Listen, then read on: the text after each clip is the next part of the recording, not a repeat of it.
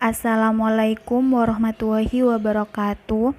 Kami di sini akan mempresentasikan tentang peran Ziswaf terhadap pengembangan UMKM yang beranggota saya sendiri, Lucy Dahlia Aulina Sukmawati, NIM 010, dan Elinia Yati, NIM 125.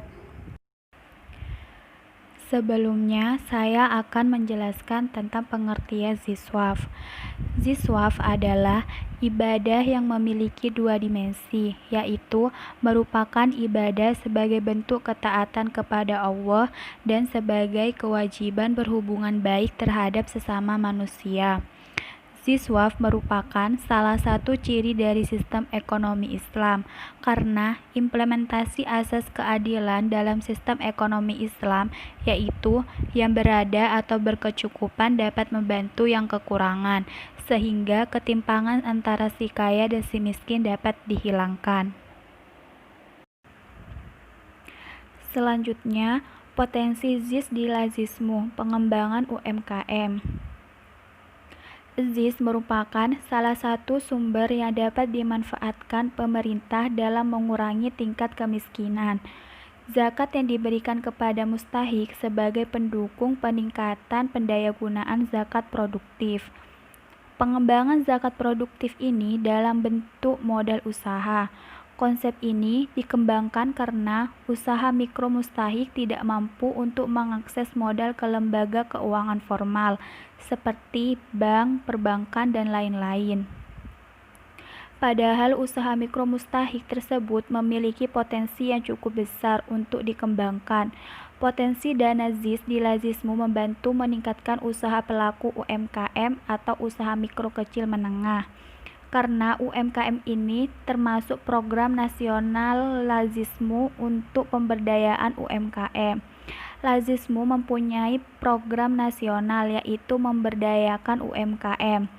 Program memberdayakan UMKM sangat bagus karena dapat memotivasi masyarakat agar mereka bisa berzakat, berinfak, dan bersedekah melalui program ini.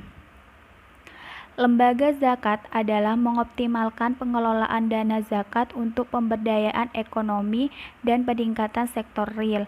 Oleh karena itu, lembaga zakat perlu memiliki pemetaan sosial ekonomi dan yang baik. Pemberian dana ZIS untuk pelaku UMKM bukan hanya sekedar memenuhi kewajiban lembaga ZIS, namun dapat dilihat dari berbagai hal, salah satunya yaitu praktik ribawi yang masih banyak dilakukan oleh lembaga-lembaga finans atau koperasi resmi atau tidak resmi yang sangat mencekik untuk menuntut dananya untuk dikembalikan, dan apabila dananya tidak dikembalikan, maka usaha pelaku tersebut akan disita. Selanjutnya, syarat pemberian dana ZIS untuk pelaku UMKM. Pemberian dana ZIS harus mengikuti prosedur yang berlaku. Calon penerima harus mengikuti persyaratan sebagai berikut. Yang pertama, Muslim. Muslim adalah sebutan untuk pemeluk agama Islam. Dalam hal ini, dana ZIS tersebut hanya diberikan kepada yang beragama Islam saja, yakni tidak terlepas dari orang-orang yang berhak menerima zakat, yaitu fakir, miskin, budak, mu'allaf fisabilillah, ibnu sabil, dan amil zakat. Yang kedua, sudah ada usaha. Di dalam pemberian dana ZIS untuk pelaku UMKM diperuntukkan untuk mereka yang minimal mempunyai usaha yang akan dibantu dengan tambahan modal, dengan tujuan usaha mereka akan lebih meningkat. Diharapkan pelaku UMKM tersebut dapat mengembangkan usahanya, sehingga jika usahanya berkembang, mereka dapat mengubah statusnya dari mustahik menjadi muzaki. Yang ketiga, siap melakukan pengembalian dana. Maksudnya, calon penerima bantuan dana ZIS harus siap mengembalikan dana yang telah diterimanya apabila usaha mereka telah berkembang. Tetapi mereka tidak beri batasan pengembalian. Hal ini dilakukan agar penerima dana ZIS bersungguh-sungguh dalam menjalankan usahanya dan dapat dijadikan sebagai motivasi. Selain itu, dana yang dikembalikan dapat disalurkan kembali kepada mustahik lainnya. Yang keempat, siap mengikuti pengajian, dalam hal ini kegiatan keagamaan, selain diberikan bantuan dana. Penerima juga harus siap mengikuti program pengajian atau kegiatan keagamaan yang dilaksanakan setiap 1 kali dalam sebulan. Hal ini dilakukan agar penerima bantuan tidak hanya terfokus kepada pengembangan ekonominya saja, namun mereka juga harus mengembangkan pengetahuan keagamaannya. Yang terakhir, akan dititipkan kaleng sedekah penerima dana yang harus diisi setiap hari sesuai dengan keikhlasannya. Hal ini diharapkan agar mereka dapat belajar bersedekah dan agar usaha yang dilakukan dapat berkah dari Allah Subhanahu wa taala. Saya Elinia Yati akan menjelaskan tentang hasil pemberdayaan dana ZIS dalam pengembangan UMKM. Pengembalian dana yang telah diberikan kepada penerima UMKM dapat dikembalikan sesuai dengan kemampuan si penerima, dan waktu pengembalian tersebut tidak dipersyaratkan. Dalam hal ini, Najismu sebagai tetap mensyaratkan pengembalian agar penerima dana tidak acuh tak acuh dalam menjalankan usahanya, dan dana yang telah dikembalikan akan didistribusikan kembali kepada orang lain.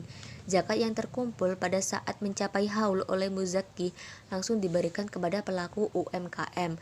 Zakat tersebut disalurkan kepada 8 anshof, yaitu yang pertama fakir, yaitu orang yang tidak mendapatkan sesuatu untuk menutupi kebutuhannya.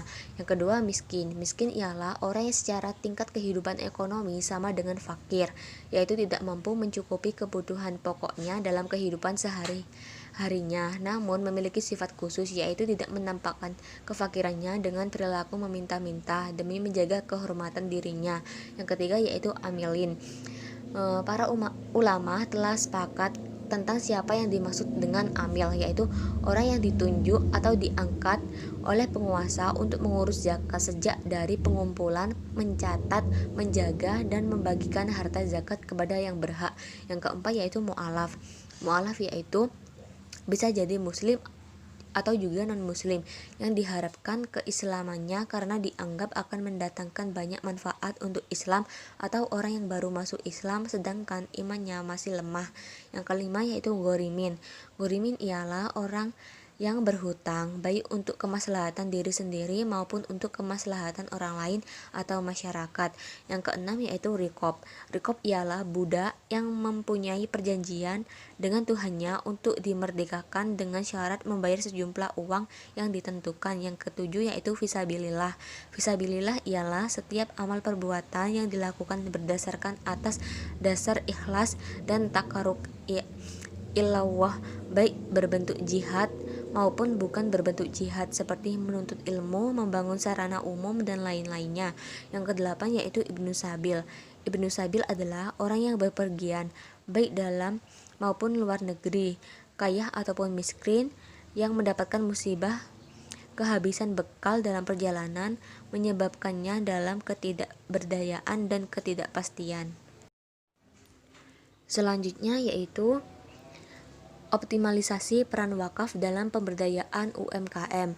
Sistem keuangan Islam dalam hal ini pengelolaan dana publik oleh lembaga keuangan publik Islam yang di dalamnya ada filantropi Islam secara umum, terdiri dari institusi zakat, infak, dan sedekah, dan wakaf belum mampu secara optimal berperan sebagai sumber dana untuk meningkatkan kesejahteraan masyarakat Indonesia.